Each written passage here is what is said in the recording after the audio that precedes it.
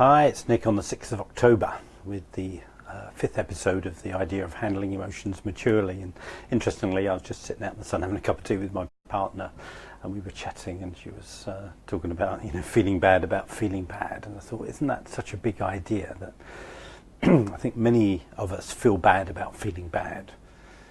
We're not. I talked earlier in the week about this idea of we're not supposed to feel like this. We kind of judge ourselves for the feelings that we have rather than simply allow ourselves to have the feelings that we have. And I know that when I got involved in this whole area of kind of personal and spiritual growth, I think now reflecting back on it, I think what I would call that ego part of me, that harsh inner critic, kind of took all the ideas that I was learning about therapy and growth and human potential, and kind of used them to beat me up and said, well, look, now you know all this stuff about how to get yourself out of negative patterns and how to be happier, and that you're already whole and all that stuff, and you're still miserable.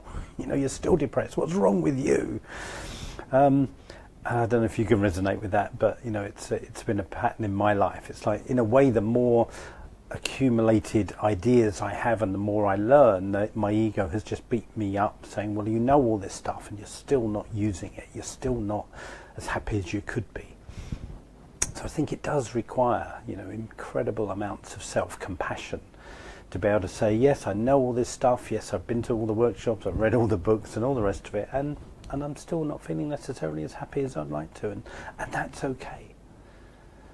To me, I think the bottom line of everything that I'm talking about this week is just a level of kind of self-compassion that is not necessarily familiar to all of us. Certainly I grew up with I would call it a lack of self-compassion, feeling very judged and not validated. And I think the thing that's made the biggest difference in my life over the last few decades is generally, the journey to having a lot more self-compassion for myself, and even having compassion for myself when I don't have compassion for myself.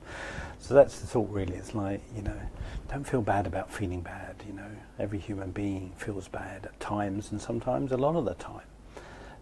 Feeling bad is nothing to feel bad about. Have compassion for yourself when you feel bad. Have love for yourself when you don't feel how you would like to feel and you're not feeling happy or inspired or up.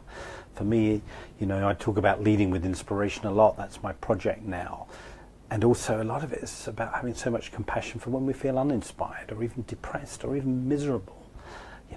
That's for me, that's the kind of balance. It's like, I love feeling inspired, I love feeling up, but how do I treat myself when I'm not feeling those things? So I'd love to hear your thoughts. God bless. Have a good day. Bye.